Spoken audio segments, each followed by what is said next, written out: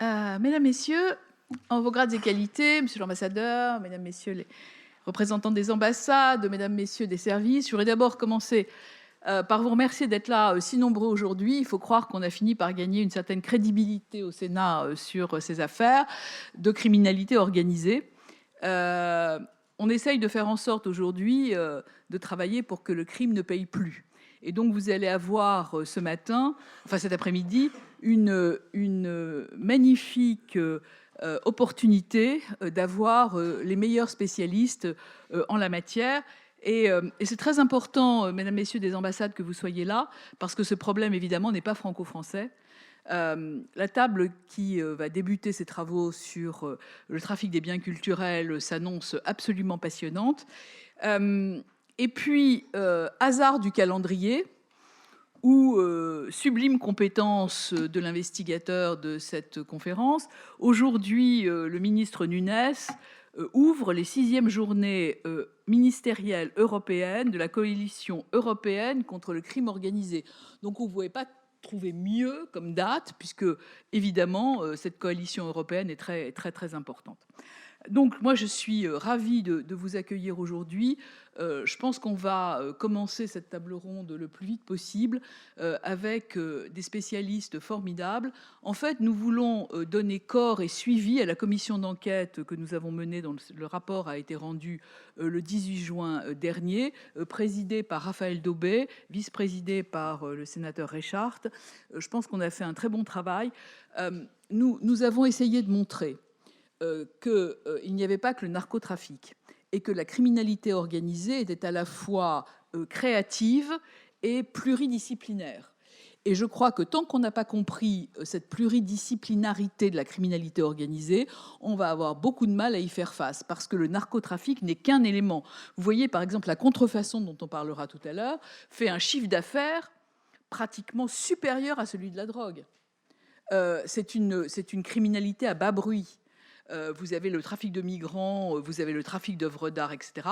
Donc moi, je voulais être là aujourd'hui d'abord pour vous remercier d'être nombreux et présents, et aussi pour remercier les services, l'ensemble des services, police, gendarmerie et les douanes, du travail formidable qu'ils font dans une guerre totalement asymétrique. Et je pense que les travaux que nous allons mener aujourd'hui vous le démontreront. Enfin, en guest star, parce que je crois qu'il n'y a pas d'autre mot, mon ami Philippe Aghion, prix Nobel d'économie, va passer. Il n'est pas particulièrement impliqué dans la lutte contre la criminalité organisée, mais j'essaye de lui faire régulièrement des piqûres de rappel. Et donc, je lui ai fait une proposition aujourd'hui qu'il n'a pas pu refuser. C'est pour ça qu'il sera là tout à l'heure. Donc, quand il arrivera, il interviendra. Et on laissera un moment, évidemment, pour les questions et les réponses, parce que c'est quand même une opportunité formidable d'avoir le prix Nobel d'économie devant nous aujourd'hui. On réglera un peu le timing des questions, mais je pense que vous êtes tous des professionnels responsables. Et en tous les cas, merci de votre présence. Et je pense qu'on va passer une après-midi absolument passionnante. Monsieur le Président Daubet, je vous laisse la parole. Bon, bah merci beaucoup. Je vous souhaite à toutes et à tous la bienvenue. Moi aussi, je suis très honoré de vous accueillir ici. Et puis, je veux remercier spécialement Nathalie Goulet parce que vous mesurez l'implication qui est la sienne sur ces sujets depuis notre commission d'enquête, mais bien avant, puisqu'elle, ça fait des années maintenant que elle fait partie de ceux qui ont soulevé ces questions.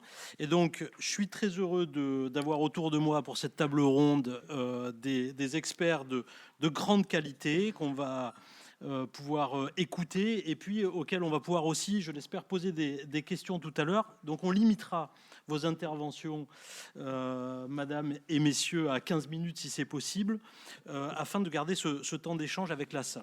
Je voudrais donc rappeler que cette première table ronde concerne le blanchiment et le trafic illicite de biens culturels, vous l'avez sur vos écrans, un sujet au cœur donc des mécanismes contemporains de la criminalité organisée qu'on a, nous, avec Nathalie, un peu découvert, à vrai dire, en tout cas dans son ampleur, au moment de la commission d'enquête. Et c'était notamment vous, monsieur le professeur Vincent Michel, qui nous avez fait une audition passionnante. On avait certainement sous-estimé ces phénomènes. Et puis, dans les mois qui ont suivi notre commission d'enquête, on a vu évidemment tous cette mise en lumière tonitruante avec l'affaire du Louvre ou celle encore du musée des Beaux-Arts de Limoges. Donc un phénomène qui s'amplifie, une note qui a été publiée par Tracfin en janvier dernier qui en donne la mesure. Plus de 1100 signalements liés au marché de l'art en 2024, en hausse de 35% sur une année. Donc on voit bien l'importance que prend ces phénomènes. Et donc je vais me tourner vers vous, monsieur Vincent Michel. Donc vous êtes professeur des universités, vous êtes spécialiste du trafic d'antiquités. Je vais vous donner donc la parole pour savoir quels sont véritablement les changements qui sont à l'œuvre, comment vous appréhendez ces questions et sommes-nous bien armés pour y faire face avec les pillages archéologiques qui profitent aussi des crises internationales. Voilà, je vous laisse la parole et la présentation pour un quart d'heure, s'il vous plaît. Merci beaucoup, monsieur le sénateur. Je suis très honoré aussi de me retrouver au Sénat pour vous parler justement d'un trafic des biens culturels qui n'est pas un trafic secondaire. Et donc je veux m'employer justement à vous le démontrer. Ce n'est pas non plus une délinquance de niche, c'est un phénomène mondial structuré, rentable, qui détruit le patrimoine, qui fragilise nos États, qui alimente parfois les réseaux les plus dangereux. Le trafic d'antiquités est devenu une source de financement, tant pour la petite délinquance que pour le crime organisé. C'est un vecteur également de blanchiment d'argent et un enjeu donc de sécurité nationale et internationale. Alors, le marché de l'art repose sur la confiance, la discrétion, la fluidité des échanges, mais ses qualités sont aussi ses fragilités. Traçabilité parfois insuffisante, recours encore trop peu fréquent au paiement non en espèces, volatilité effectivement des prix et l'insuffisance persistante de la recherche de provenance. Et plus un marché est prestigieux, plus il attire ceux qui veulent recycler l'illicite dans le légal. La France, comme première place européenne et quatrième au niveau mondial, est particulièrement vulnérable à ce titre. Alors, le trafic suit une logique simple en apparence, redoutable dans ses effets. Première étape, la naissance illégale de l'objet, par le vol ou par le pillage, en tout cas le pillage pour les objets archéologiques. Deuxième étape, sa circulation, grâce au blanchiment. Et c'est précisément ce passage de l'ombre à l'apparente légalité qui fait toute la dangerosité en fait, du système. Alors, évaluer ce trafic est difficile. Vous avez entendu, Troisième Guerre mondiale, après les stupes et les armes, 10 milliards, voilà. Bon, bref, on n'en sait rien. Mais ce que l'on sait, c'est que justement qu'il prospère précisément dans tous les angles morts. Nous pouvons parfois utiliser quatre indicateurs essentiels pour mesurer, pour évaluer l'ampleur de ce trafic. Les données issues du pillage, les ventes, les saisies et les restitutions. Mais ce que nous mesurons n'est qu'une partie du phénomène. Le trafic visible n'est que la partie immergée. Le vrai défi est de détecter ce qui circule sans bruit, sans trace, sans alerte. Les chiffres parlent d'eux-mêmes. Des milliers de trous attestent les pillages visibles sur les sites archéologiques où sont extraits sans méthode des objets qui deviennent muets, transformés en simples marchandises. Et la question centrale est celle-ci. Que sont devenus ces objets qui circulent ? Sommes-nous réellement en capacité de les reconnaître lorsqu'ils réapparaissent sur le marché de l'illégal ? Les chiffres des objets saisis ou restitués chaque année doivent définitivement nous en convaincre. À l'étranger, certes, mais également en France, où piller n'a jamais été aussi simple. Les outils sont accessibles, les détecteurs de métaux se diffusent massivement, les guides circulent, les tutoriels existent. Internet banalise ce qui devrait scandaliser. Le danger n'est pas seulement le grand pillage spectaculaire, le danger c'est aussi l'effet de masse. Des milliers d'atteintes ponctuelles qui, mises bout à bout, ravagent durablement le patrimoine archéologique. Ce qui est détruit ici ne pourra jamais être reconstitué. Alors le trafic, simplement des chiffres pour rappel, 120 000 détectoristes en France, 520 000 objets pillés chaque année en France. Donc vous imaginez, vous multipliez pas ça par 194 pays, ça vous donne une masse qui est assez considérable. Le trafic s'adapte, il s'adapte en permanence. Hier, il passait principalement par les antiquaires, les brocantes, les salles des ventes. Aujourd'hui, il se déplace vers les plateformes numériques, les réseaux sociaux, les messageries, les sites de vente entre particuliers, voire même Vinted. Autrement dit, le trafic devient plus fluide, plus rapide, plus diffus, plus difficile à contrôler. Ce trafic relie des mondes que l'on a trop longtemps analysés séparément. Petite délinquance, réseaux mafieux, resellers internationaux, groupes terroristes. Toute la chaîne criminelle peut être concernée. Pourquoi ? Parce que, encore une fois, le trafic d'art est rentable, parce qu'il est mobile, parce qu'il est peu risqué, parce qu'il reste souvent perçu comme moins grave que d'autres trafics et qu'il est, en fin de compte, difficile à détecter. Il a cessé d'être seulement une affaire patrimoniale quand le trafic a permis aussi de financer des réseaux violents, comme l'illustrent les exemples suivants, où à partir surtout de 2015, il y a eu cette prise de conscience où le trafic de biens culturels est devenu une affaire également intéressant à la sécurité nationale et internationale. Une différence à faire entre les objets volés, qui peuvent parfois être retrouvés grâce aux bases de données, dont celle d'Interpol, mais quid des objets pillés, qui n'existent pas, si ce n'est entre les mains des pilleurs, qui existe autre chose, de la connaissance, de la vigilance, de la typologie. C'est tout l'enjeu notamment des listes rouges du Conseil international des musées, qui permet d'identifier non pas un objet unique, mais des catégories entières d'objets vulnérables. Autrement dit, il s'agit de passer d'une logique de réaction à une logique de prévention. Malgré ces bases de données, malgré ces répertoires, ces applications, ces outils d'identification des objets déclarés volés, continuent pourtant d'apparaître sur le marché de l'art légal. Que nous dit effectivement cette réalité ? Qu'il existe encore un défaut de diligence, qu'il existe encore des vérifications insuffisantes, qu'il existe encore parfois une forme d'acceptation du doute. Or, dans ce domaine, le doute devrait suspendre la vente et non pas l'autoriser. Alors, voici le défi majeur. Le défi majeur, c'est le blanchiment. Le blanchiment, c'est l'une des rares métaphores utilisées par le droit pénal pour décrire le processus qui consiste à conférer à un objet une apparente légalité. Le blanchiment est le moment où le crime cherche à devenir respectable. C'est pourquoi il doit être au cœur de notre stratégie. Sans blanchiment, ces activités ne pourraient prospérer.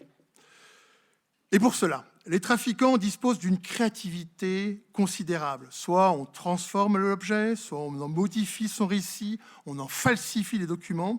Tout cela poursuit un même but, créer de la crédibilité artificielle, en fabriquant une apparence assez rassurante pour neutraliser les questions et les doutes. Intégrer un objet douteux dans une... Première typologie, c'est le maquillage. On va modifier son apparence, sa patine, parfois même ses signes distinctifs, et le cas présenté ici est emblématique. Face à l'interdiction par la loi égyptienne de toute sortie d'objets authentiques, on transforme la véritable antiquité en une fausse copie grossière pour le faire sortir du pays. Puis, on lui restitue son apparence marchande en lui attribuant à une ancienne collection privée, ici collection Thomas Alcock, établie dans les années 1920, un procédé redoublablement efficace pour près de 3000 antiquités. Pourquoi ? Parce que cela donne immédiatement une impression d'ancienneté, de stabilité, de légitimité. Vous voyez, le trafiquant part du principe que, de toute manière, vous n'irez pas vérifier. Mais une provenance rassurante n'est pas une provenance prouvée. Et là, vous voyez effectivement que c'est aussi facile de transformer assez grossièrement une antiquité. Le démembrement est une violence supplémentaire faite à l'œuvre. On découvre un ensemble volé pour vendre des objets fragmentés, et en les fragmentant ainsi, on rend aussi beaucoup plus difficile à identifier l'original. Quand vous cherchez effectivement un retable et que vous découvrez en fait simplement des tableaux isolés, il est beaucoup plus difficile de les retrouver. Autre cas de blanchiment, ici un objet apparent avec une double provenance assez rassurante, effectivement, chez Bonhams en 2016. Or, il se trouve que nous disposions des photographies de pilleurs datant de 2012, ce qui rend impossible cette provenance. Entre les deux moments, l'objet a été modifié pour devenir méconnaissable. Ici, la partie inférieure du vêtement a été enlevée et retravaillée.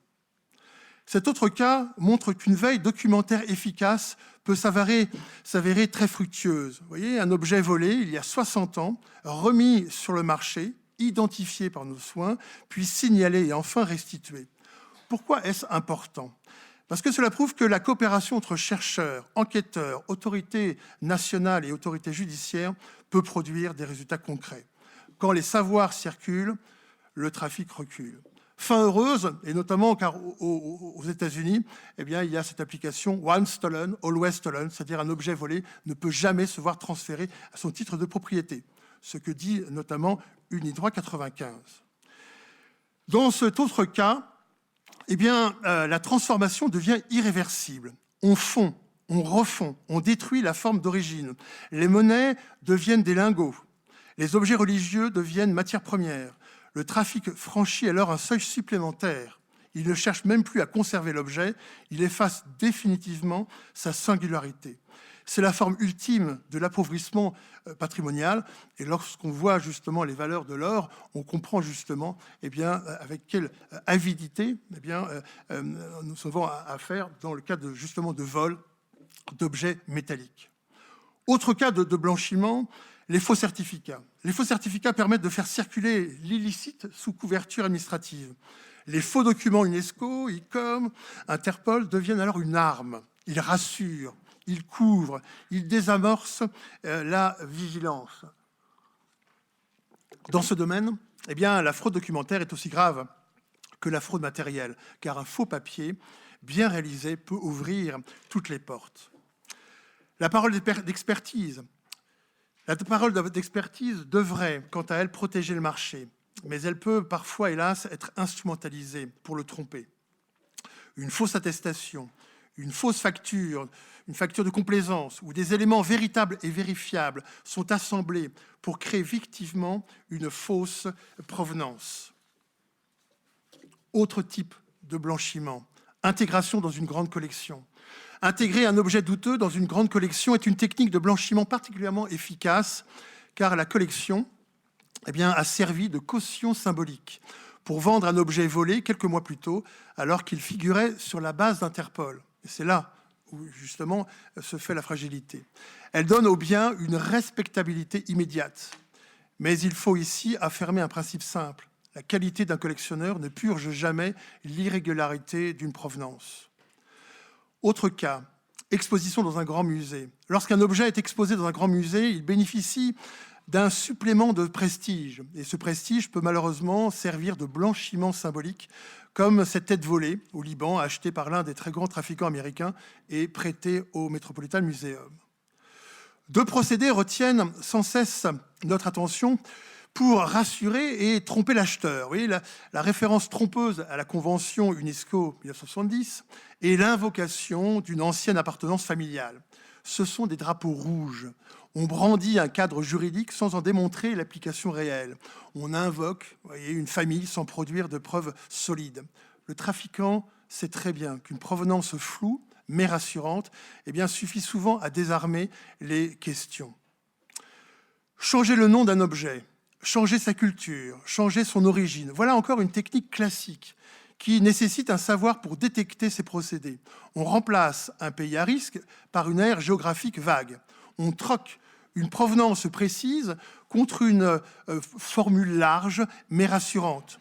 Le but est toujours le même, brouiller les pistes. Quand la provenance devient floue, eh bien voilà, le risque augmente et la formule est simple, le vague protège le fraudeur. Là, effectivement, ce sont des vrais portraits funéraires qui deviennent des portraits impériaux, ce qui permet effectivement de garantir une somme nettement supérieure. Libye disparaît, parce que Libye fait partie des pays que l'on cible, et est transformée en originaire de l'une des provinces romaines d'Afrique du Nord. Autre cas tout à fait intéressant, eh bien, c'est un cas aussi exemplaire, fausse identité, restauration abusive, changement d'époque, changement d'origine. En quelques opérations, eh bien, l'objet devient une autre chose que ce qu'il était. D'une statue antique de Libye, zone rouge, elle devient une statue plus récente et de Turquie. C'est là le blanchiment culturel, transformer non seulement l'apparence, mais l'être même de l'objet aux yeux du marché. On ne maquille plus un bien, on lui invente une nouvelle biographie pour ne pas être ainsi identifié. Le recel en cascade, là, est tout à fait intéressant. Le recel en cascade est l'un des mécanismes les plus pernicieux. L'objet passe de main en main, de ville en ville, de pays en pays. À chaque étape, eh bien, il change un peu d'apparence, un peu d'identité, un peu d'histoire. On va lui ajouter une tête, on va lui ajouter un nouveau nom. Et à mesure qu'il circule, eh bien, le doute semble s'éloigner. Et en réalité, la multiplication de ces intermédiaires ne purifie rien, elle complique simplement l'enquête. Enfin, la fausse déclaration douanière est un outil central également du trafic. On déclare autrement, on minore, on travestit, on change la nature du bien pour éviter le contrôle. Un mauvais intitulé peut suffire à faire franchir les frontières. Les aéroports sont aussi des points névralgiques. Ils concentrent vitesse, volume, flux, opportunité de dissimulation. Et c'est vrai que lorsque l'on voit les chiffres, eh bien, ça rend difficile justement le ciblage. Une autre saisie qui rappelle effectivement cette réalité concrète. Les objets circulent réellement, physiquement, par lot, vous voyez, par envoi, par route organisée. Et sous couvert effectivement de containers contenant des papiers de toilette, eh bien, circulent de véritables antiquités à destination effectivement de pays de transit, qu'on appelle également des pays de blanchiment. Dernier procédé, l'usage de vieux catalogues sans photographie. On invoque une présence ancienne sur le marché, mais sans véritable possibilité de vérification visuelle. C'est une stratégie très efficace. Créer de l'ancienneté sans créer de preuves. Là encore, l'ancienneté alléguée ne remplace jamais l'authenticité de la traçabilité. En résumé, des pays d'origine via des pays de transit aux pays de destination, des pilleurs via des intermédiaires, des vendeurs aux collectionneurs. Le trafic est une chaîne complète qui peut se déployer sur plusieurs années, plusieurs mois, voire plusieurs décennies.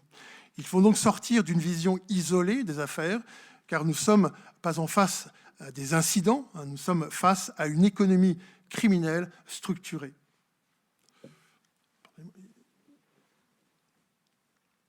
Lutter efficacement, il faut d'abord lutter contre l'ignorance, croiser les données de police, de douane, du patrimoine, de la recherche scientifique, utiliser bien évidemment les nouvelles technologies, partager l'information.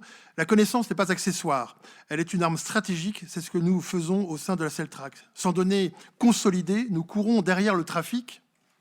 Avec elle, nous pouvons commencer à l'anticiper. Alors, hop, j'avance, pardon. Tac, tac, tac.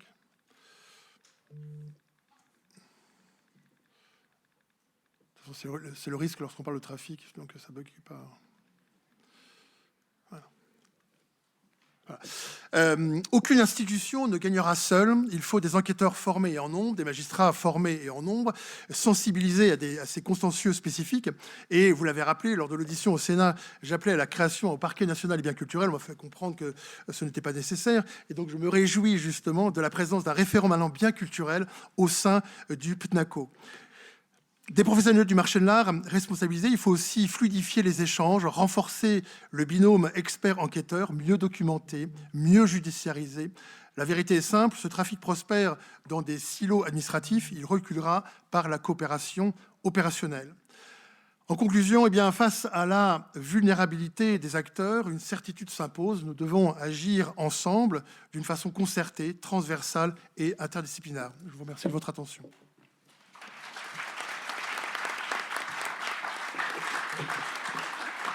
Merci, monsieur le professeur. Alors, vous avez presque tenu le temps, mais évidemment, il y a eu cette petite coupure. Je vous prie de nous en excuser. Alors, vous nous avez dit, donc, vous nous avez parlé des pillages, de ces circulations internationales des antiquités, de la typologie des blanchiments, de l'importance, vous concluez sur l'importance de la connaissance pour nos institutions. Et donc là, je vais me tourner vers le colonel Félicité. Mon colonel, pour aborder avec vous le combat, puisque vous êtes en première ligne du combat contre ces trafics, on va vous passer la zapette. Et puis, rappelez que vous êtes donc à la direction de l'Office central de lutte contre le trafic des biens culturels, l'OCBC, un service clé dans l'identification, le suivi et la récupération des œuvres. Et j'en profite pour vous montrer un livre qui vient de paraître aux éditions de La Martinière, qui a été largement inspiré des enquêtes de l'OCBC, un livre illustré qui s'appelle Trafic d'œuvres d'art et qui est donc un beau livre qui en plus parle d'une manière extrêmement concrète de ce que vous vivez au quotidien. Alors je vous laisse la parole pour nous parler de l'OCBC et évidemment des phénomènes criminels contre lesquels vous luttez au quotidien. D'accord, merci monsieur le sénateur. Je vais essayer donc de rebalayer le sujet différemment de professeur Vincent Michel. Dès que je sais comment fonctionne. C'est la flèche ? La flèche du bas. La flèche du bas ? D'accord. Voilà, donc je suis sûr que vous avez tous vu des images du vol du Louvre le 19 octobre en 8 minutes. Donc les voleurs ont apporté 8 bijoux de valeur historique inestimable et d'une valeur marchande d'environ 88 millions d'euros, a relaté la presse. Cet événement a été très médiatisé et le ministre de la Culture français réfléchit en urgence, a réfléchi en urgence à l'amélioration de la sûreté des musées en France. Donc cette introduction me permet de montrer, d'illustrer mon sentiment qu'en matière de trafic de biens culturels, l'importance du sujet est souvent sous-estimée et qu'on réagit souvent après un fait important médiatisé, comme ça a été le cas aussi par le trafic d'antiquités par l'État islamique en Syrie ou en Irak en 2015. Donc je souhaite, à travers mon propos, vous brosser rapidement quelques éléments sur l'organisation de la lutte contre le trafic de biens culturels en France. Ensuite, je ferai un focus sur deux phénomènes principaux, importants, que développeront peut-être d'autres intervenants.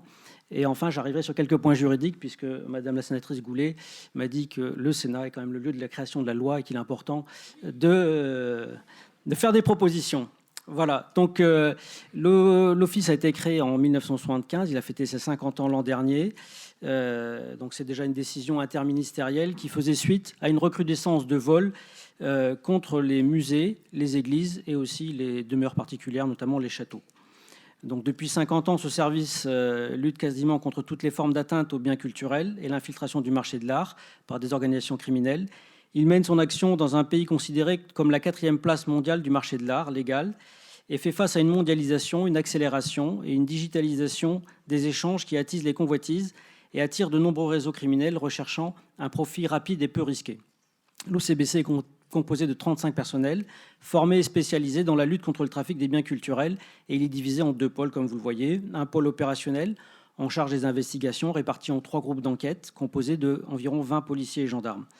Le pôle opérationnel cible en priorité ce que nous appelons le haut du spectre, les réseaux criminels internationaux, les modes opératoires complexes et les cibles les plus sensibles.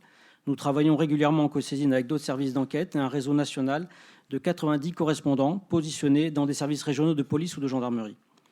Nous avons aussi un pôle stratégie et renseignement, comprenant lui aussi des policiers et des gendarmes, mais également des personnels administratifs et contractuels. Il s'occupe de l'enregistrement des biens culturels volés et en France, dans notre base de données spécialisée, donc dans le fichier TREMA, nous participons aussi aux réunions de la surveillance du marché de l'art avec le ministère de la Culture, du traitement et de l'analyse du renseignement, donc c'est le CIRASCO qui est intégré avec le CIRASCO central de la DNPJ. Et cette unité dispose depuis quelques années d'une archéologue spécialisée dans la traçabilité des biens archéologiques et d'une analyse juridique sur le marché de l'art et le trafic de biens culturels. Nos principales missions sont l'investigation, le renseignement, la formation, donc formation en interne des policiers et des gendarmes, mais aussi des magistrats au sein de l'ENM. La prévention, nous participons avec le ministère de la Culture avec beaucoup de réunions de prévention, avec notamment la MISA qui s'occupe du volet sûreté des musées, et de la coopération internationale, puisque l'Office a été créé comme le point de contact d'Interpol dès son origine, et nous travaillons avec Europol. Une autre illustration du réseau national et international dans lequel s'inscrit l'Office. Donc nous avons des échanges privilégiés avec certains pays, notamment l'Italie, qui dispose d'un service spécialisé le plus ancien et le plus nombreux.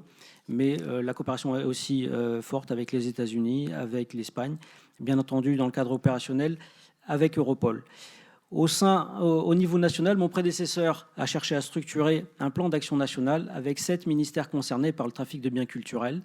Donc, au premier rang desquels le ministère de la Culture, mais aussi donc, le ministère de la Justice, les juridictions, le ministère de l'Intérieur avec l'Office et les forces police, gendarmerie, le ministère de l'Économie et des Finances avec donc, un partenariat avec les douanes qui est aussi très important puisqu'il s'agit d'une question de contrôle de circulation de biens culturels. Nous avons aussi un partenariat avec le ministère de l'Enseignement supérieur de la Recherche ainsi que le ministère des Armées qui assure lui-même la gestion des établissements patrimoniaux du ministère des Armées. À titre d'illustration, j'avais glissé 3 belles affaires un peu tous les 10 ans de l'Office, avec un vol de coraux qui avait nécessité le déplacement d'une précédente chef de l'Office, Madame Balestrazi, dans les années 85-87. Le vol au musée André Chéret de Nice a occasionné une belle action de coopération avec le FBI, avec les États-Unis. Et la dernière photo, donc c'est pas une chef de l'OCBC, mais c'est une photo people qui est liée à une affaire qui est toujours en cours avec du trafic d'antiquités qui a été aussi un peu survolé par M. Vincent Michel. Voilà, je vais vous faire un focus sur deux points particulièrement importants aujourd'hui auxquels est confronté l'Office. Donc, c'est l'investissement de la criminalité organisée dans l'acquisition des biens culturels, notamment dans les musées. Nous l'avons connue à bas bruit, mais là, elle a été plus forte à l'automne dernier, et un focus sur le blanchiment. Donc, en introduction, je vous ai évoqué le vol au musée du Louvre. En fait, ce n'est pas le seul musée qui a malheureusement fait l'objet de vols en septembre et octobre, puisque nous avons une concentration de 7 vols de haut niveau en septembre et octobre, des vols par effraction, des vols en réunion, des vols à main armée, et sur une volumétrie relativement faible annuellement, puisqu'on a 23 vols dans les musées en 2025. 9 portent les traits de la criminalité organisée, avec des commanditaires, parfois en prison, parfois à l'étranger.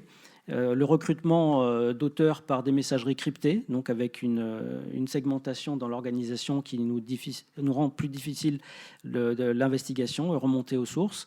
Des vols qui peuvent se retourner en extorsion contre les victimes. On le connaît dans les vols sur les particuliers, mais aussi vols dans les musées, donc extorsion vers les victimes ou vers les assureurs. Et on a mis en exergue dans les enquêtes qui sont en cours des liens avec le narcotrafic, avec des auteurs qui sont issus de réseaux de trafiquants ou qui en sont très proches. Le butin, les points communs sont souvent l'or, les métaux précieux, les pierres précieuses et la porcelaine chinoise. Donc voilà un peu les points saillants des vols dans les musées. En 2024, nous avions 2 vols importants à 2 jours d'intervalle, le vol du musée Cognac-G et le vol du musée de Paray-le-Monial, un vol à main armée. Et en 2025, nous avons fait face à une recrudescence très forte sur septembre-octobre. Pour l'instant, ça ne s'est pas poursuivi. On espère que tant sur le volet préventif que sur le renseignement, nous arriverons à contrer un éventuel retour. Ce sujet n'est pas purement français, puisque au niveau européen, nous avons aussi eu des publications à l'automne dernier quelqu'un du British Museum a publié sur LinkedIn un article qui met en corrélation le cours de l'or et l'augmentation des vols dans les musées depuis 2017. La France est très représentée, mais la Grande-Bretagne également. Au niveau européen, nous avons travaillé aussi principalement avec l'Allemagne, qui était très ciblée sur les vols de porcelaine chinoise dans les musées. Et dans le cadre opérationnel, nous travaillons donc sur une dizaine de cas avec une coopération resserrée, et nous espérons progresser. Et nous avons identifié, bien entendu, des éléments sur des commanditaires chinois, et nous avions un fait jugé en France sur le vol au musée de Fontainebleau de fin 2019 qui nous permet de cerner un peu ce phénomène.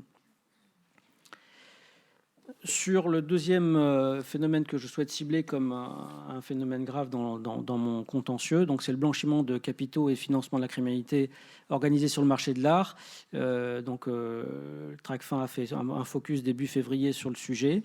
Nous avons des enquêtes qui confirment ces tendances, avec l'apparition de sociétés du BTP en lien avec des pays d'Afrique du Nord, avec peut-être du narcotrafic, du travail dissimulé. Je laisserai les orateurs suivant développer un peu toutes ces techniques de blanchiment. Des sociétés de restauration chinoises ont pu aussi être identifiées dans l'acquisition en maison de vente d'art asiatique, là aussi avec des schémas de blanchiment bien identifiés. Pour mémoire, je cite en mai 2014, des enchères exceptionnelles à Sotheby's New York, où les frères Rothenberg, proches de Vladimir Poutine, ont acheté pour 18 millions d'euros d'œuvres d'art, malgré les sanctions américaines suite à l'invasion de la Crimée 2 ou 3 mois plus tôt. Donc normalement, la surveillance doit viser à ce que cela ne se reproduise plus, mais je le signale quand même. Pour compléter, peut-être que mes successeurs sur le blanchiment ne l'aborderont pas, donc je renfonce le clou sur l'importance de l'attraction des pays de marché, dont fait partie la France. Sur le dernier bilan annuel fait par la banque UBS. Le marché de l'art mondial donc, est évalué à près de 60 milliards de dollars. La France est en 4e position, derrière les États-Unis, la Grande-Bretagne et la Chine. Et les pays du G7, pour lesquels j'avais fait une présentation, représentent plus de 73%. Donc il y a vraisemblablement un sujet de responsabilité de ces pays sur le contrôle du marché de l'art et cette capacité d'attraction des trafics de biens culturels qui sont illustrés, trafic archéologique, sur la carte de gauche, comme a pu le présenter le professeur Vincent Michel. Enfin, sur les sujets juridiques, donc je voudrais de façon assez courte faire état, nos difficultés régulières sont liées à des disparités de cadres juridiques entre pays, c'est-à-dire que les trafics de biens culturels ont cours sur différents pays, souvent le vol a lieu dans un premier pays, la vente dans un autre, on peut avoir un intermédiaire dans un troisième, et on a des cadres juridiques différents sur la définition du vol, du recel, sur les délais de prescription. Dans les différentes réunions en lien avec la Commission européenne, nous militons pour harmoniser le cadre et déjà aussi sur la traçabilité des objets. Pour le secteur marchand français, les maisons de vente sont astreintes à tenir un registre de police, un registre des mobiliers d'occasion, et on cherche à faire étendre sous le vocable de registre des transactions là aussi une meilleure traçabilité par le secteur marchand dans les autres pays.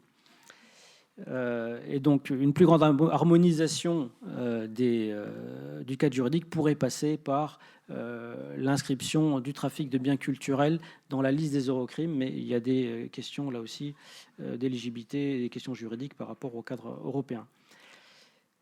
Des instruments internationaux existent déjà depuis longtemps. Si l'Office a été créé après la Convention de 1970, Convention de l'UNESCO, la Convention Unidroit en 1995 visait à aussi permettre la restitution d'objets volés ou détournés de mains privées. Et la ratification a été débutée en 2001-2002. L'Assemblée nationale l'a adoptée, mais je crois que le Sénat, ça n'est pas encore le cas. Et un de vos collègues sénateurs a posé une question sur ce sujet récemment, une question au gouvernement donc, du sénateur Ouzoulias. Je reviens donc sur les conventions en cours. La convention du Conseil de l'Europe, dite de Nicosie, était aussi une réaction à la prise de conscience après les exactions de l'État islamique et des groupes terroristes qui ont mobilisé le trafic de biens culturels, qui mériterait aussi d'être ratifié par la France. Et au niveau français, la loi du 3 juin 2016 a créé la seule infraction spécifique de trafic de biens culturels en lien avec les territoires d'opération des groupes terroristes. On arrive à 10 ans et en termes d'application, nous commençons à nous poser des questions, savoir si ce cadre a été réellement opérant. Et donc c'est peut-être un travail que nous devrons faire aussi avec la chancellerie et les parlementaires. Merci mon colonel.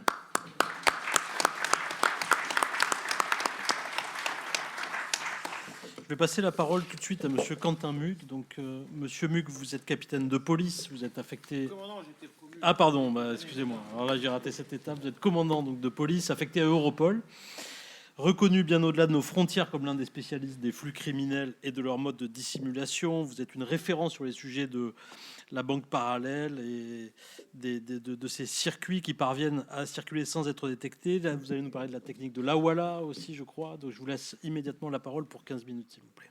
Merci beaucoup et merci de cette invitation. Et merci aux intervenants précédents, le professeur Michel et le colonel Félicité, qui ont introduit finalement le propos, ce dont j'avais l'intention de vous parler aujourd'hui.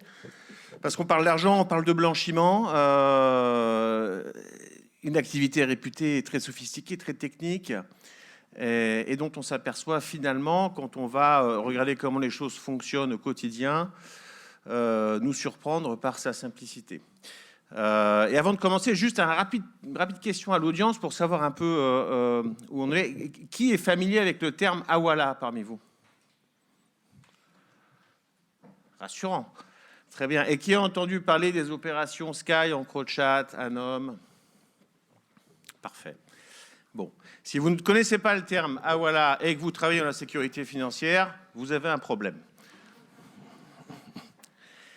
Pourquoi et la plupart d'entre nous connaissent ces affaires que je viens de citer, Sky, etc.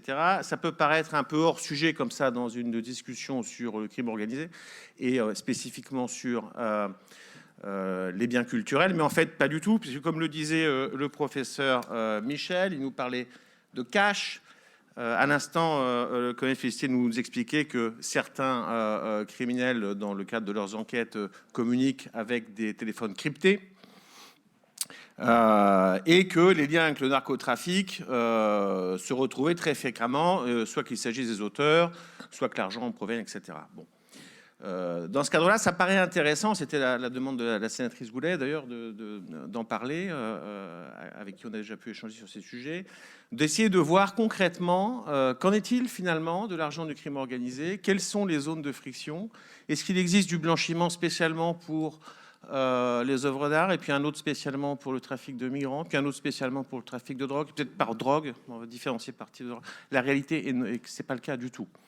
La réalité brutale, et je dis brutale en pesant mes mots, parce que c'est quelque chose qui pose problème, au sens de la lutte, c'est que plus c'est gros, plus c'est cash. Plus il y a d'argent, plus les transactions vont avoir lieu en espèces.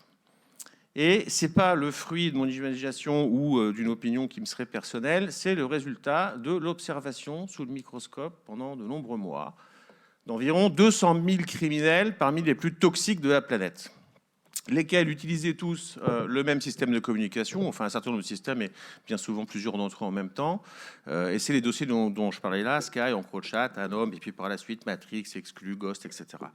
Il se trouve que la France était vraiment à la pointe dans l'attaque de ces réseaux de communication qui étaient développés par des criminels au service de criminels et même distribués par des criminels. Ce sont pas des téléphones que vous pouvez acheter dans un magasin ni des applications que vous pouviez télécharger sur l'App Store. Bon. Mais revenons à nos moutons, du coup, en observant ces gens-là, trafiquer de la drogue, assassiner des gens, etc., sur le dossier EncroChat à lui seul qui était mené par la gendarmerie nationale, Monsieur Petri nous en parlera sans doute un peu tout à l'heure, c'est 200 assassinats qui ont été empêchés, pour vous donner un ordre d'idée. Voilà.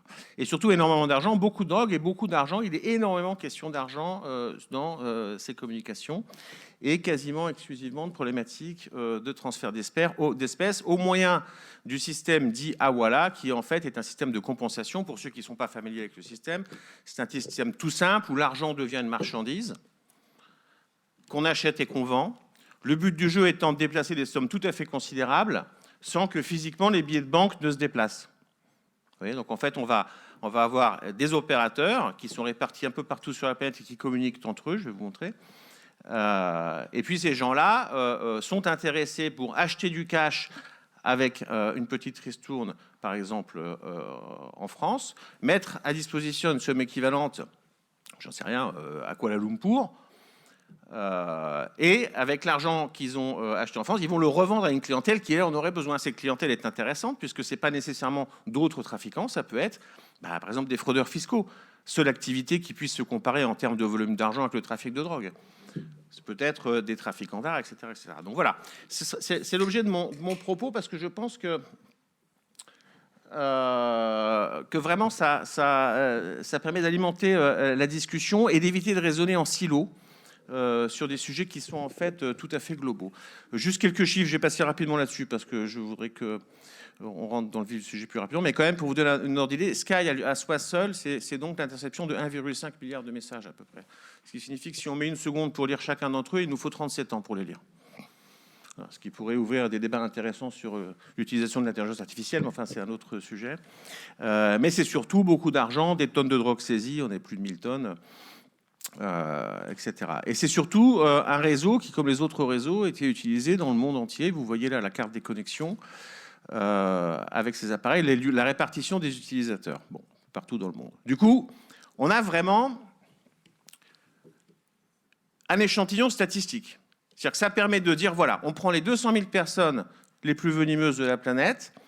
On est sûr que c'est les meilleurs parce que l'appareil coûte cher, il faut plusieurs milliers d'euros par trimestre ou par semestre selon le plan pour en posséder un. Donc ça écarte de fait le menu frottin. Vous n'avez que des gens qui sont disposés à dépenser ces sommes-là régulièrement pour pouvoir avoir accès à ces systèmes. Et puis on observe, alors comment ces gens font-ils circuler leurs milliards, parce que c'est ça dont on parle. Et là, on est surpris. Pas tellement par les modes opératoires, mais par la prévalence d'un mode opératoire par rapport aux autres, et puis par les montants en jeu, puisque parmi ces utilisateurs se trouvait un groupe d'individus qu'on a baptisé le supercartel, et qui à eux seuls étaient responsables de près de 30% des imports de cocaïne en Europe, ce qui représente beaucoup d'argent. Voilà. Alors, on a pu les répartir sur une carte, et je pense que c'est une carte assez informative qui a été rendue publique, donc je vous la montre. Ça, en fait, c'est la répartition géographique des utilisateurs. Il y a un code couleur, en fait, plus c'est blanc, en fait, finalement. C'est pas très heureux comme choix de couleur, mais plus il y a de communication, et donc plus l'intensité criminelle est forte. Donc, les écrans sont pas très grands, mais ça vous donne un peu un ordre d'idée de la répartition, en tout cas des utilisateurs Sky. Donc, il y a quand même, évidemment, un biais en fonction de la distribution, mais ça rend quand même assez bien compte de la réalité. Je pense que c'est pas Fabrice Risoli qui est assis en face de moi qui dira le contraire, avec un axe évident, Angleterre-Italie. Mais là où ça intéressera nos amis d'Afrique de l'Ouest, c'est de voir que si on regarde aussi les gens qui sont embarqués sur des bateaux, donc des criminels, je vous rappelle, ce ne sont que des criminels qui utilisent ça, alors vous voyez le continent africain réapparaître qui avait disparu. C'est important aussi du point de vue du thème qui est le nôtre aujourd'hui, puisqu'on voit bien que les zones de pillage sont plutôt basées au sud, et que donc on a ici finalement ce qu'il faut bien appeler des comptoirs criminels. C'est-à-dire que, parce que tous les gens qui sont sur ces bateaux, etc., ce ne sont pas des gens issus de la zone subsaharienne, Afrique de l'Ouest, etc. Ce sont bien des criminels européens qui ont mis en place tout un tas de points de chute en Afrique, notamment en Afrique de l'Ouest, mais pas que, et qui donc sont à la manœuvre avec des sommes tout à fait considérables, disponibles à qui veut bien les acheter, pour des opérations de compensation et de transfert, d'achat-revente de cash, qui vont permettre de faciliter la dissimulation à la fois de l'origine et de la destination des fonds, et notamment dans le cadre d'opérations qui seraient en lien avec ces trafics d'œuvres d'art. Si on zoome un petit peu, voilà, on voit une carte qui d'ailleurs révèle que la France, finalement, a un dispositif qui manifestement fonctionne bien, puisque en termes de densité, on est quand même moins touché. C'est-à-dire qu'on a toujours un sentiment d'être qui se justifie par bien des problèmes, mais enfin, la situation paraît critique dans d'autres régions. Voilà, même chose pour les États-Unis, je passe vite. Voilà. Et donc, ce qui nous intéresse, c'est quel est cet écosystème finalement criminel au service de toutes ces opérations, de toute nature, y compris les biens culturels, puisque, comme l'a souligné le colonel Félicité, l'usage des crypto-téléphones était fréquent. Et il y a eu, dans le cadre de l'exploitation des dossiers en crochat, Sky et compagnie, des dossiers en lien avec le trafic de biens culturels qui ont pu être mis à jour. Et là, ce qu'on voit surtout, c'est que le blanchisseur, qui est souvent perçu comme un individu, bon, un peu mystérieux, certes, mais enfin, pas forcément si central que ça, une personne compétente, peut-être un avocat, un comptable, qui arriverait en fin d'affaire, une fois que la drogue a été transportée, vendue, empaquetée, peut-être même consommée. Et puis, il viendrait à la fin pour ramasser l'argent et trouver des artifices complexes au moyen de sociétés écrans, etc., pour récupérer l'argent, et puis aider tout le monde à récupérer les bénéfices. C'est pas du tout ça qui se passe. Le blanchisseur est en fait à l'origine même des trafics. Pourquoi ? Parce qu'il amène une dose de confiance dans un écosystème où personne ne se fait confiance.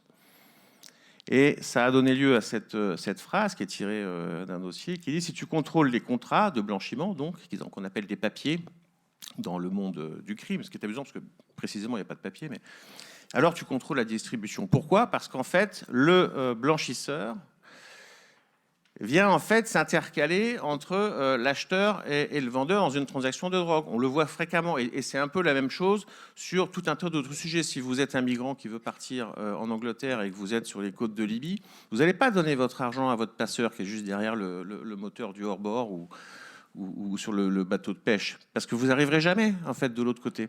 Vous allez donner votre argent à un tiers de confiance, et une fois que vous serez arrivé à destination, vous direz « paye ». C'est-à-dire qu'en fait, le blanchisseur a un rôle de notaire, ni plus ni moins. Et c'est la même chose pour la drogue. Est-ce que vous avez vraiment envie de payer un type à Guayaquil que vous n'avez jamais vu pour votre tonne de cocaïne ? Non. Vous allez payer un blanchisseur, vous allez payer en fait un hawaladar, vous allez payer un broker, un courtier. Ils ont autant de noms qu'il y a de langues et de pays. Et cet individu-là va effectuer le paiement à votre fournisseur une fois que votre drogue sera arrivée à destination. Mais alors rendez-vous compte de la puissance de cette personne-là, parce c'est lui qui va décider avec qui vous allez être mis en relation, puisque c'est lui qui va finalement compléter le deal. Quand même un élément intéressant. Et donc cette petite pyramide qu'on montre là, je suis allé un peu vite, là, il faut que je revienne dans l'autre sens. Ah, ça marche pas. Ça marche que dans un sens. C'est une diode, en fait. Ouais, bon. Ok, pas grave. Bah, sur ma petite pyramide, donc il y avait une petite pyramide, vous en souvenez? Je fais aussi appel à vos capacités d'observation. Je mets la slide, je l'enlève et ensuite je vous questionne dessus. Il y avait un billet de banque là qui était plié. C'était pas un billet de banque, c'est ce qu'on appelle un token en fait dans le monde criminel. C'est en fait une pièce d'identité. Et au moment d'une remise d'argent liquide, il faut que l'une des deux parties connaisse le numéro et que l'autre présente le billet physique. Bon, et donc je reprenais cette forme en pyramide qui est amusante parce qu'en fait on voit bien comment les choses s'organisent. C'est clair comme de l'eau de roche. Dans les études qui ont été faites de ces données de téléphone cryptés, c'est en fait vous avez un système pyramidal avec au sommet de très très gros opérateurs de blanchiment qui sont en contact avec les plus gros trafiquants de la planète, par exemple ce fameux super cartel, qui vont se mettre d'accord sur des sommes considérables à collecter, mais en fait il ne va pas les collecter. Ce qu'il va faire, c'est qu'il va vendre à la découpe son contrat de blanchiment à d'autres blanchisseurs qui sont plus régionaux, qui eux-mêmes disposent d'une clientèle. Ça peut être un trafiquant d'œuvres d'art, ça peut être un fraudeur fiscal, ça peut être un autre trafiquant, ça peut être un autre broker, et du coup, pif, on passe au niveau 3 et ça recommence. Et en fait, ça se réduit comme ça, et plus les choses avancent, plus vous vous retrouvez à un échelon local, en fait, vous voyez. Et donc, on se retrouve bien avec des blanchisseurs, et puisque vous le soulignez, mon colonel, on est dans le lieu des propositions, peut-être qu'il serait important de... finalement, rendre justice aux blanchisseurs et les punir pour ce qu'ils sont, c'est-à-dire, en réalité, non pas des auxiliaires du crime, mais bien les gens qui en sont à l'origine et qui permettent non seulement sa perpétuation, mais son expansion. Sachant que cette possibilité est parfaitement ouverte dans les textes tels qu'ils existent actuellement, puisque si on peut rapporter la preuve que le blanchisseur était au courant de l'origine précise des fonds qu'il manipule, alors il peut être soumis aux mêmes peines. Bon. Enfin, on voit bien qu'on a affaire à des professionnels qui sont des intermédiaires et des tiers de confiance, et surtout, ces enquêtes de très très grande envergure internationale permettent de voir qu'ils agissent en consortium, qu'ils s'achètent et qu'ils se prêtent de l'argent entre eux, ce qui rend les choses extrêmement difficiles à suivre dans le cadre des enquêtes, et c'est ce qui les fait rechercher. Et voilà, bon, pour terminer, ce qui se cache quand même derrière tout ça, c'est effectivement beaucoup de violence, beaucoup d'interconnexions entre on voit la violence là, la chaise que vous voyez avant, c'était un siège de dentiste pour torturer les concurrents. Il y a énormément de tueurs à gages qui étaient dans ce système-là, ce qui génère à nouveau de l'argent, etc. Je voulais simplement insister sur le fait que de toutes les méthodes de blanchiment, la principale pour le crime organisé, c'est celle-ci, c'est la compensation, ce sont les opérateurs de blanchiment occultes. Pourquoi ? Parce que rien n'oblige les blanchisseurs à se jeter dans des filets annoncés à l'avance. Voilà. C'est-à-dire que s'ils savent très bien que les banques surveillent de très près, qu'il y a un risque considérable, qu'en plus c'est très coûteux. C'est-à-dire que le monde criminel, si vous voulez, est ce qu'il est, mais enfin il est peuplé de gens rationnels. Entre une méthode qui fonctionne depuis des décennies, qui coûte entre 0 et 5%, qui amène à un taux de saisie de l'ordre de 1%, et des méthodes qui vous exposent gravement, qui laissent des traces, etc., vous voyez, le choix est vite fait. C'est la raison pour laquelle, et encore une fois, c'est simplement la froide constatation des faits. L'immense majorité des fonds du crime organisé, attention, il faut préciser, circulent en fait en espèces auprès d'intermédiaires spécialisés répartis sur toute la planète dans un système pyramidal et en plus quasiment autorégulé puisqu'on ne peut pas pratiquer les taux qu'on veut. Enfin, on peut, mais c'est risqué. Voilà. C'était mon message pour vous aujourd'hui. Voilà. Tout ce qui pourrait aller dans le sens d'une meilleure compréhension des mécanismes utilisés véritablement, à mon avis, est important parce qu'on est là actuellement dans une situation où il y a beaucoup de miroirs aux alouettes, où beaucoup de mécanismes sont présentés à juste titre parce qu'ils existent. On trouvera toujours un dossier pour accréditer l'idée que ça fonctionne de telle ou telle manière. Et je pense que là, collectivement, ce qu'il faut faire, c'est être capable d'évaluer les risques. quelles sont les méthodes les plus employées, les risques les plus importants pour mettre en face, si vous voulez, les moyens adéquats aussi. Et comme le soulignait le professeur, ça commence d'abord par la compréhension des phénomènes. Voilà. Je vous remercie infiniment.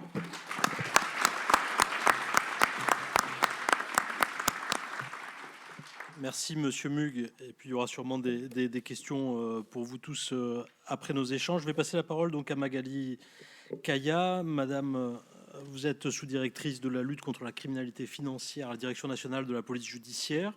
Vous participez donc directement à la structuration et à la coordination de la réponse contre ces formes de criminalité qu'on vient d'évoquer. Alors, quels progrès doivent être faits ou ont été faits dans la réorganisation de la réponse judiciaire? Comment l'appareil d'État s'adapte aujourd'hui à cette évolution des trafics de biens culturels et qu'est-ce qui change concrètement dans l'organisation et la coordination des services? Je vous laisse la parole. Merci, monsieur le sénateur, et merci infiniment à madame le sénateur, monsieur le sénateur, de connecter cette matière de la criminalité financière aussi concrètement dans cet après-midi avec la criminalité organisée. Voilà. Donc vous me posiez la question, parce qu'il faut à un moment voir un peu ce qui est fait et l'actualité des services. Et je vous proposerai donc 3 points. Il y a un progrès qui est en train de se dessiner, au moins dans l'ordonnancement, et grâce notamment aux travaux des sénateurs de ces 2 dernières années, dans l'ordonnancement de la lutte contre la criminalité organisée au sein des services régaliens, incontestablement. Je pourrais vous faire un tout petit point effectivement un peu plus matriciel sur ce phénomène du blanchiment qui est justement matriciel pour la criminalité organisée, tout simplement parce que c'est le fonctionnement de son porte-monnaie, très, très prosaïquement. Et puis une petite capsule sur comment les réseaux de blanchiment utilisent le marché de l'art sur une petite enquête de l'activité des services. Donc il y a un progrès vraiment tout à fait d'actualité sur l'ordonnancement, en tout cas en ce qui concerne les services répressifs, les services d'enquête et la lutte contre la criminalité organisée. Puisque depuis les travaux de la loi des sénateurs et la loi du 13 juin 2025, faisant suite à la commission narcotrafic, on se rappelle tous que l'article 1er de cette loi a institué un service chef de file en matière de lutte contre la criminalité organisée. Donc c'était déjà quelque chose qui était posé, qui était extrêmement clair et finalement qui avait le mérite de la clarté au niveau d'une rédaction assez simple mais assez nette. Le but, c'est tout simplement en fait cette prise de conscience qu'il faut bien à un moment raccorder les acteurs régaliens entre eux, comme malheureusement nous observons, notamment en police judiciaire, comment les acteurs criminels peuvent être très raccordés entre eux. Donc c'est bien un minimum à un moment que les acteurs régaliens soient ordonnés. On a commencé par créer, et le président de la République l'a inauguré, c'était au mois de mai dernier, donc ça fait vraiment un an, tout à fait un an, l'état-major de lutte contre la criminalité organisée qui est hébergé au niveau de la Direction nationale de la police judiciaire, mais qui finalement regroupe sur une même plateforme police, gendarmerie, services de renseignement. Et puis, il y a eu le décret du 8 septembre 2025, signé par 4 ministres pour le coup, qui instaure la police judiciaire, la Direction nationale de la police judiciaire comme chef de file de la lutte contre la criminalité organisée. Tout ça pour, tout dernièrement, le 9 avril 2026, que le ministre de l'Intérieur se déplace à Marseille pour dire expressément comment il entendait, comment il entend que ce chef de file-là soit mis en place. En fait, ce chef de file-là, c'est ce qui avait déjà été fait sur la lutte contre le terrorisme, où à l'époque, le chef de file-là, tout le monde s'en rappelle, avait été confié à la Direction générale de la sécurité intérieure. Il s'agit dans un premier temps de mieux connaître, parce que c'est un concept, mais c'est surtout des actions bien précises qui doivent être concrétisées. Déjà, mieux connaître, c'est ainsi que sont rédigés depuis un certain nombre d'années déjà les états de la menace par la Direction nationale de la police judiciaire. Je signale que l'état de la menace 2026 portant sur la criminalité organisée est sorti la semaine dernière et il a été rédigé grâce évidemment à la participation de l'ensemble des services qui luttent contre la criminalité organisée par le CIRASCO de la Direction nationale de la police judiciaire. Il est en cours d'adressage aux partenaires et aux personnes qui sont en charge de ce combat. Il s'agit de partager la connaissance pour être mieux armé et ne pas se tromper de direction et savoir anticiper. Alors quand je dis savoir anticiper, tout de suite on va être extrêmement modeste parce que force est de constater que les connaisseurs de la criminalité organisée voient bien ô combien elle est véloce. Et je pense que le principe d'humilité dans le combat doit toujours être préservé, mais ce qui n'empêche pas de, évidemment, chercher à comprendre et, deuxièmement, cibler. Il s'agit maintenant de cibler. C'est là que rentre notamment en œuvre cet état-major de lutte contre la criminalité organisée, puisqu'en fait, ce qui se passe, c'est quelque chose qu'on observe maintenant depuis un certain nombre d'années, c'est que finalement, la criminalité organisée, elle va tester les capacités, le capacitaire des services régaliens.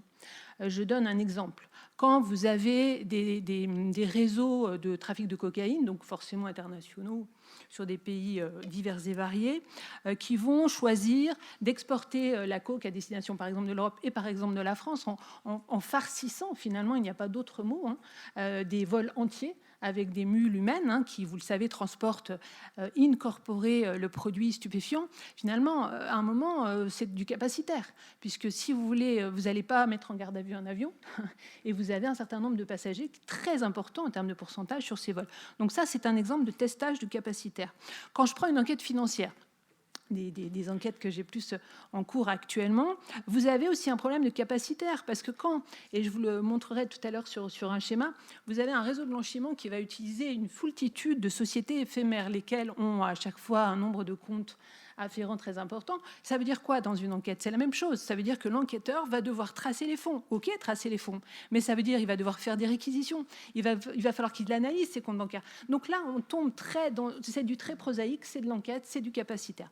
Donc il s'agit vraiment maintenant de changer de portage, de cibler. Comme disait Quentin Meug tout à l'heure, ce sont des mots extrêmement importants. Il faut pouvoir les prononcer au stade où on en est.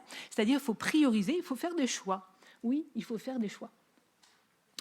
Une fois qu'on a ciblé, eh bien, il faut s'assurer de pouvoir bénéficier de toute l'information, finalement en main de tous les services en charge, puisque je vais vous demander la zapette, parce que du coup, je voulais pas...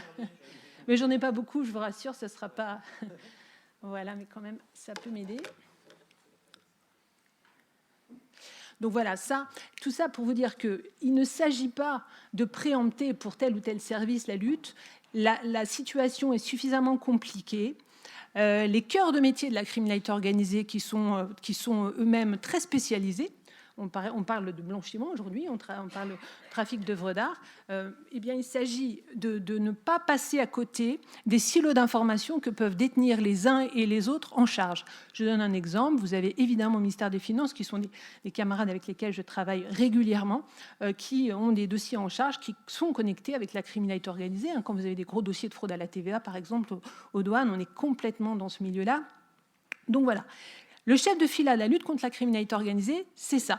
C'est un point de référence. Traditionnellement, Clémenceau n'aurait dédié personne sur ce coup-là, puisque c'est quand même lui qui a eu cette vision, il y a plus de 100 ans maintenant, largement plus de 100 ans, d'avoir une vision chakra ouvert sur une forme de délinquance qui dépassait des frontières.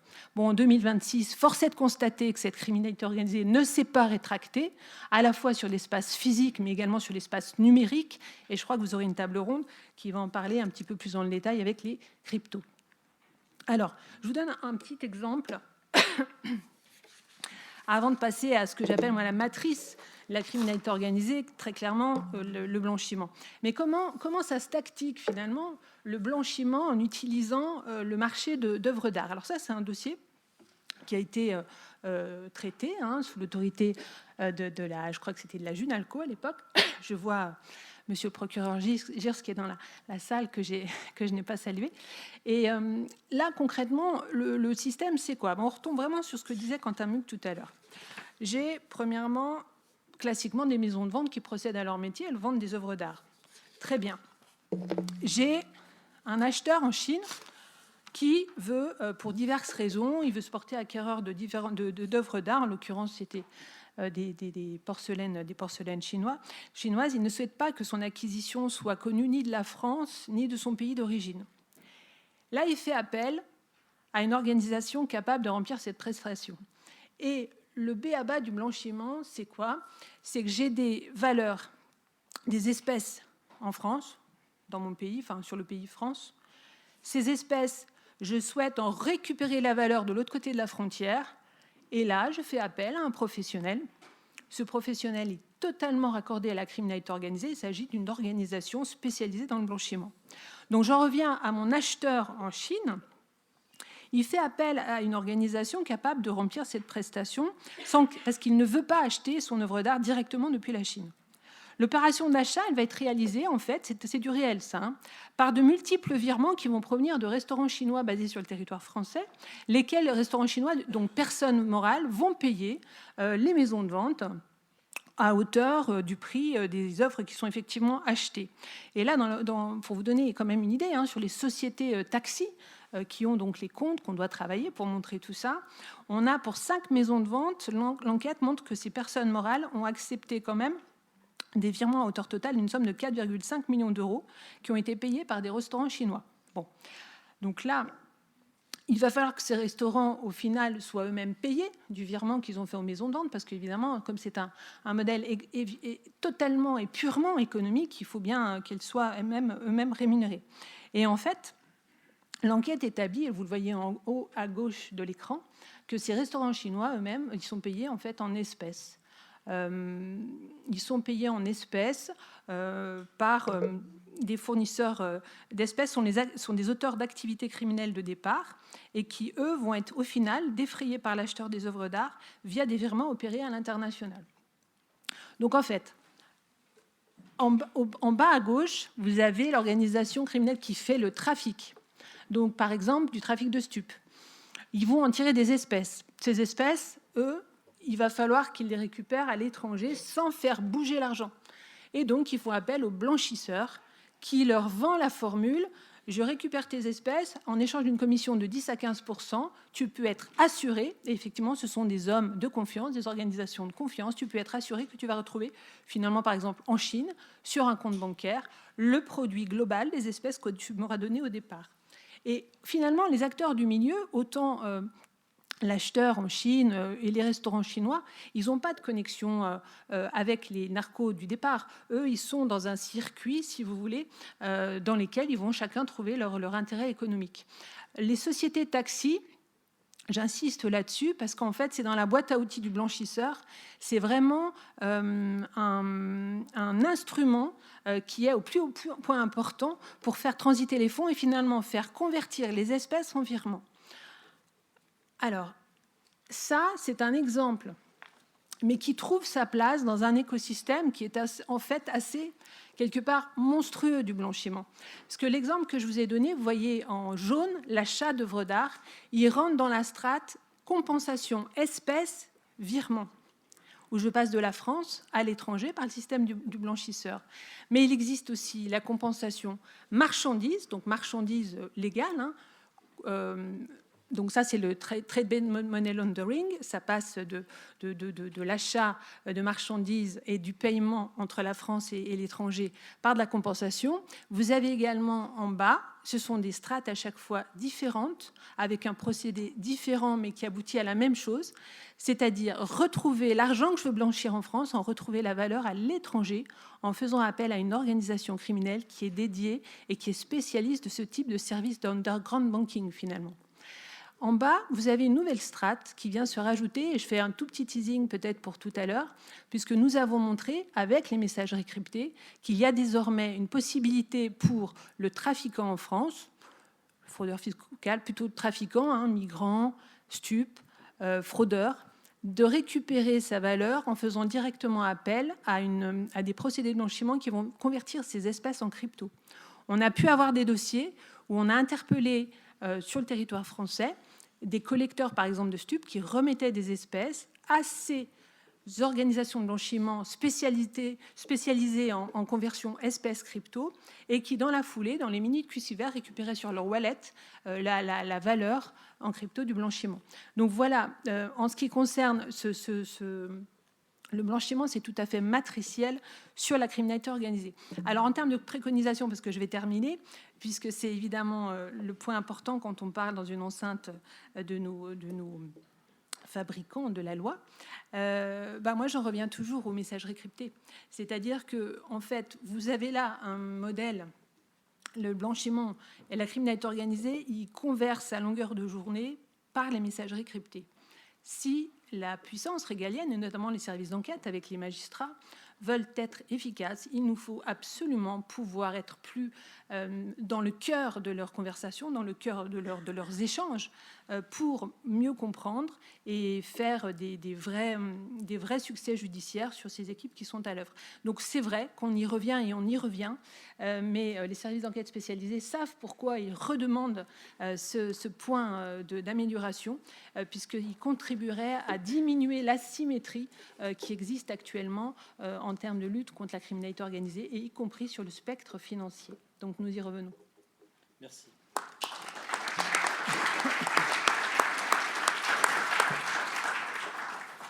Parfait, merci beaucoup Madame Caya, merci d'avoir respecté le temps. Je propose de passer aux échanges, de vous donner la parole. Qui a une question à poser, si possible courte, pour nos intervenants. Qui se lance le premier?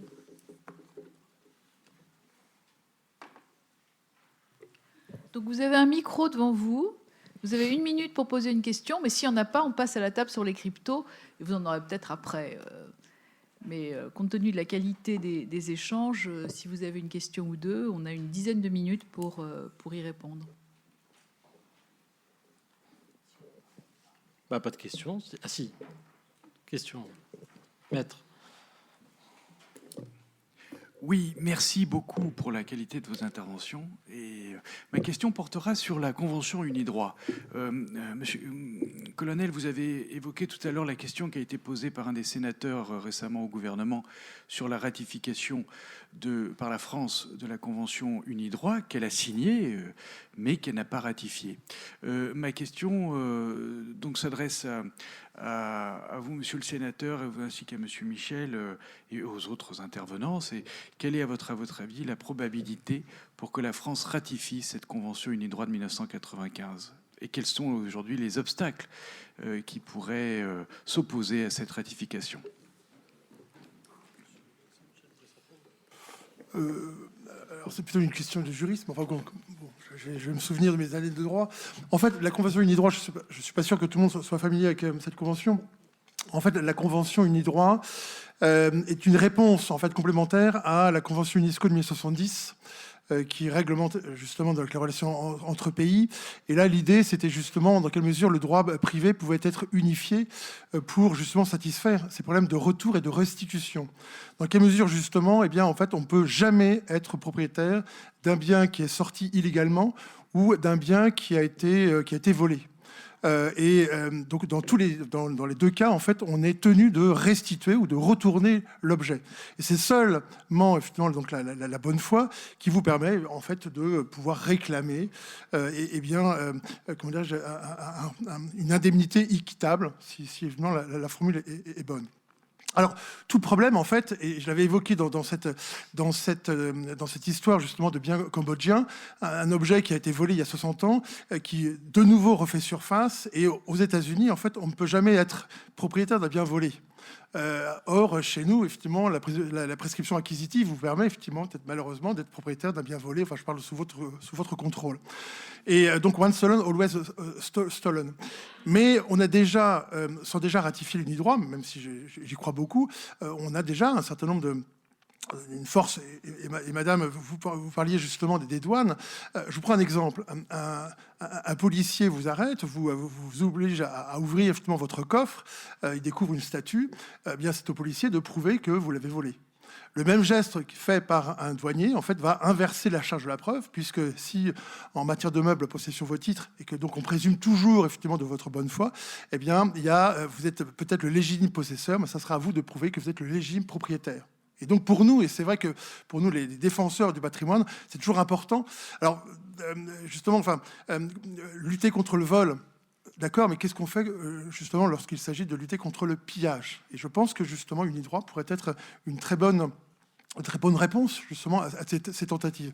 Mais on comprend aussi que le marché de l'art n'a pas forcément toujours intérêt justement à forcer cette ratification et cette signature par la France.